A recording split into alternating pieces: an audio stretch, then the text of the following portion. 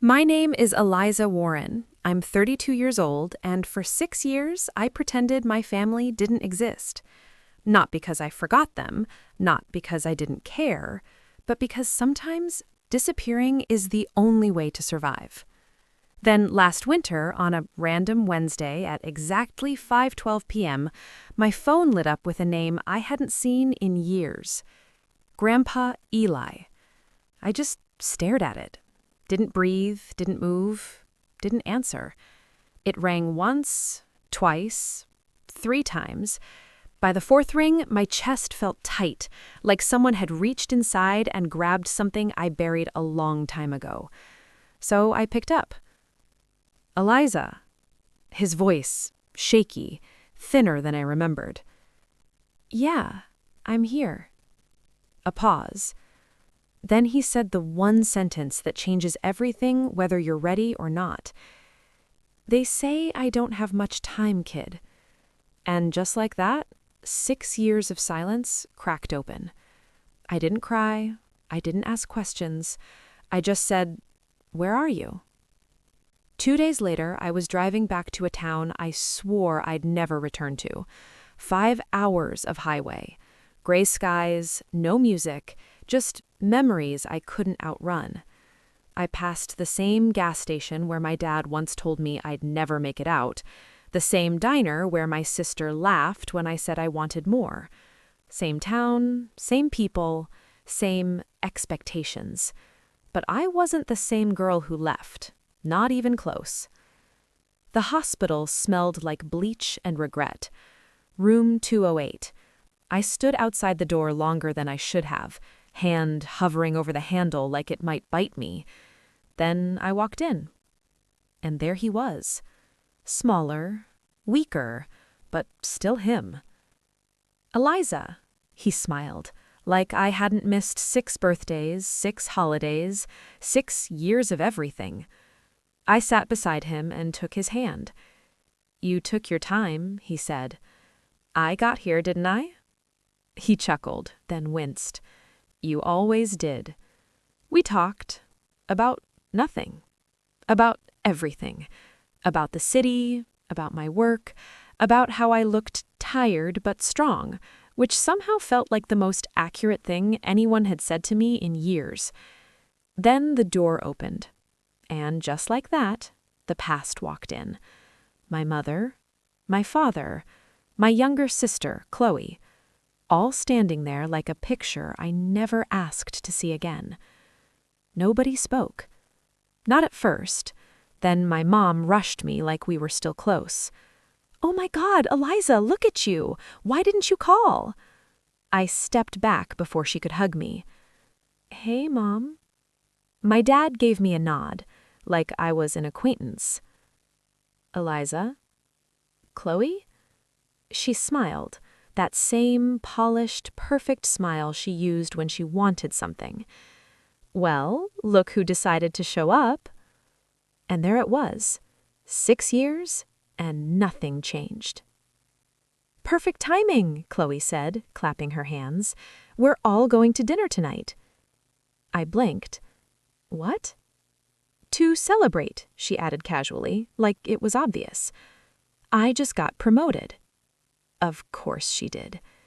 "And," my mom chimed in, "everyone's coming. It'll be good for your grandfather, too." I looked at him. He squeezed my hand. "Just one dinner, kid," he whispered. That's all it took. I nodded. "Fine. One dinner." I should have known better. Their house hadn't changed. Not really. Same walls, same furniture, just no trace of me. My old room? Gone. Turned into a guest office. Every photo on the wall? Chloe.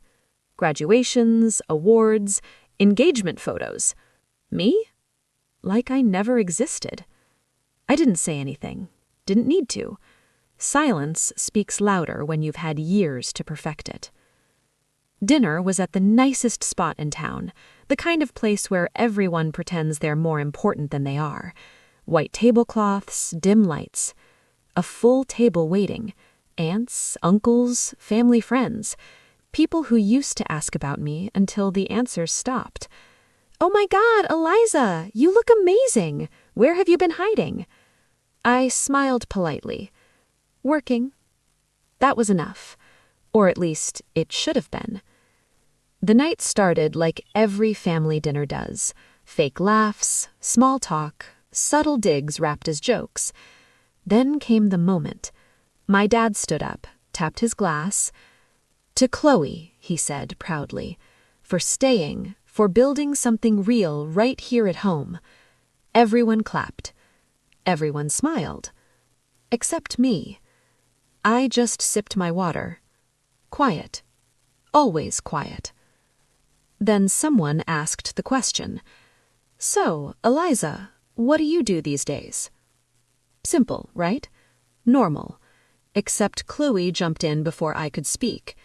"Oh, she's in the city doing, like, admin stuff," she laughed. "Nothing crazy." A few chuckles around the table. I didn't correct her. Didn't react. Just let it sit there. Because sometimes letting people believe their version of you says more than arguing ever could. But Chloe wasn't done. She leaned in, eyes sparkling. "You know, not everyone needs to be ambitious," she said sweetly. "Some people are just comfortable being average." That one landed. Even the table felt it.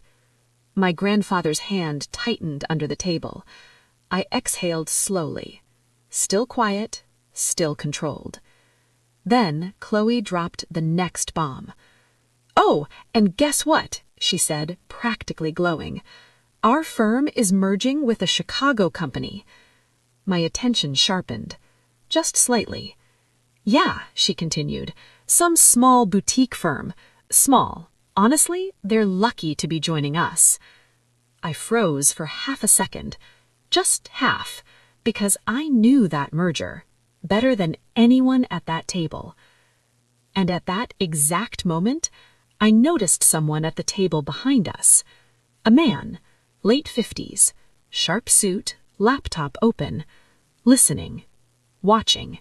And when our eyes met, he recognized me. Didn't say anything, just nodded, like we shared a secret no one else in the room understood. I looked back at my family, at Chloe, still talking, still bragging, still completely unaware. And that's when I realized something. This night, it wasn't about her promotion. It wasn't about family. It wasn't even about me coming home. This night was about truth. And truth has a way of showing up whether you invite it or not.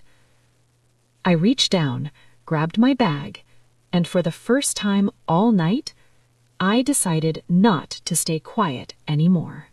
I walked back to that table with the water in my hands, but something inside me had already shifted. You ever have that moment where you realize the version of yourself they've been talking about doesn't exist anymore? Yeah, that was me. Dessert had already arrived. Plates clinking, soft laughter, forks tapping porcelain like nothing had happened. Like I hadn't just been cornered in the hallway and told to be quiet properly. I set the water down in front of my grandmother. She gave me that look, the one that says, "I see everything," without saying a word. And then Brianna started again. "Architecture is hard," she said, cutting into her cake like she was carving out a speech. "Not everyone can handle it." A few nods, a few sounds. Then she glanced at me. "And honestly, Colette, you were never really the leadership type. You've always been more support role." That word again. Support. Like I was furniture in my own life. I didn't react, didn't flinch, didn't even blink. Because here's the thing. They thought my silence meant weakness. It didn't. It meant timing. My grandmother squeezed my hand under the table. Once. Twice. That was our signal. Your turn. I looked at her. Really looked. She gave the smallest nod. And just like that, something in me settled. Not anger, not revenge, just clarity. I reached down and lifted my bag onto my lap. The zipper sound cut through the noise like a blade. Everyone heard it. Brianna paused mid-sentence. "What are you doing?" she asked, half laughing. I didn't answer. I pulled out a thin folder, clean, simple, nothing dramatic. Set it on the table. Closed. The entire table went quiet. You know that kind of quiet where even the air feels like it's waiting? Yeah, that one. I should have answered earlier when you asked what I do. My father leaned back slightly, suspicious already. "Then answer now," he said. I nodded. "Okay." I opened it, pulled out the first page, turned it over, and slid it across the table to Brianna. Slow, deliberate, professional, like I'd done 1,000 times in conference rooms that didn't smell like judgment. She looked down. Her eyes moved across the page, then stopped, then moved again, slower this time. Her lips parted. Effective immediately. She froze, didn't blink, didn't breathe. I leaned back slightly. "It's a press release," I said, "public as of this morning." Someone at the table whispered, "Press release?" My mother leaned forward, squinting. "What is this, Colette?" I didn't look at her. "It's the merger announcement." Silence. Thick.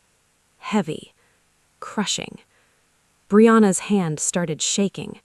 "Managing principal?" she whispered. And then, nothing. Because she saw it.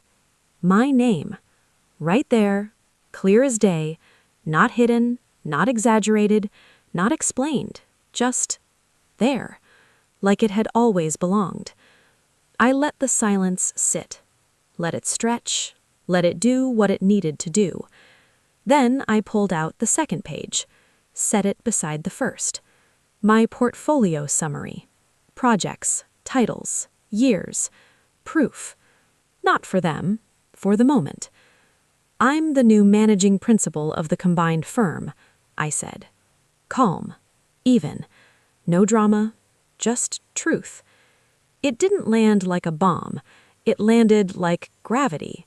Heavy, unavoidable, final. My mother's hand flew to her mouth. My father didn't move, didn't speak, didn't blink. Brianna finally looked up. "No," she said, soft at first, then louder. "No, this is fake. You printed this." I tilted my head slightly. "You can call your firm on Monday, or—" I paused. "You can turn around." She didn't move, didn't want to, but something made her. Slowly, she turned around. And there he was, standing behind her. Daniel, her boss's boss, my colleague. He stepped forward, calm, polished, professional. "Miss Sinclair," he said to her, polite, measured. "I can confirm the merger is real." Then he turned to me. "Congratulations again, Colette." And just like that, it was over. You could feel it. That invisible thread holding their version of me together snapped. Clean. My father stood up so fast his chair scraped hard against the floor. "You planned this," he said, voice tight. I looked at him. Really looked. "No," I said. "I didn't. You humiliated your sister." I answered a question. "You could have lied." There it was again. Lie. Shrink. Disappear. Be easier. I shook my head. No. And for the first time in years, my voice didn't soften. I've been quiet for 7 years. I've been small for 7 years. I've been gone for 7 years. I leaned forward slightly. I'm not doing that anymore. No one spoke, not even Brianna. She just stood there, staring at the paper like it had betrayed her personally. One by one, people started shifting, looking down, looking away, processing. My grandmother squeezed my hand again, this time softer, proud. Brianna grabbed her clutch suddenly. "I'm not staying for this," she said. Her voice cracked.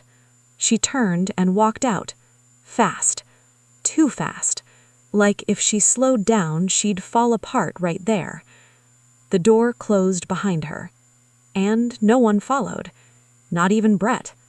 That told me everything. The rest of the night blurred, voices low, movements quiet, like everyone suddenly remembered how to behave, but too late.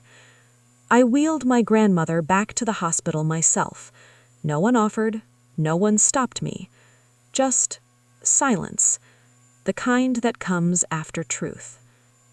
In the parking lot, I sat in my car for a long time, not crying, not shaking, just breathing. Because here's what no one tells you. Standing up for yourself doesn't feel powerful. It feels heavy, like putting something down you didn't realize you'd been carrying your whole life. My phone buzzed. "Brianna." I didn't answer. Another message. "You're going to ruin everything." I stared at it, then locked my phone. Because, for the first time, I understood something clearly. Her life was never mine to manage, and my silence was never her right. I started the car, drove away, and somewhere between that parking lot and the highway, I realized I didn't lose a family that night. I just stopped pretending I had one. And somehow, that felt like peace.